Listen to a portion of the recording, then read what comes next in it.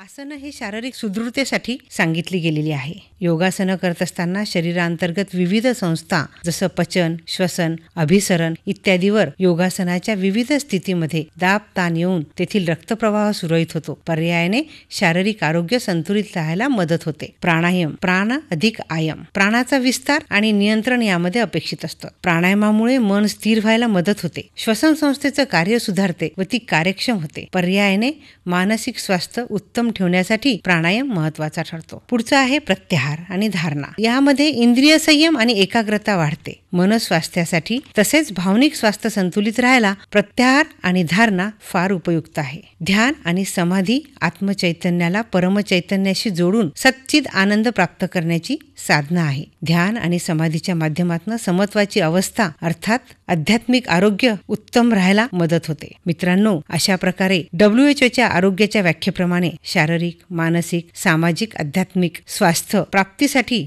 योग साधना खूप उपयुक्त ठरते. आसनं हे शारीरिक सुदृढतेसाठी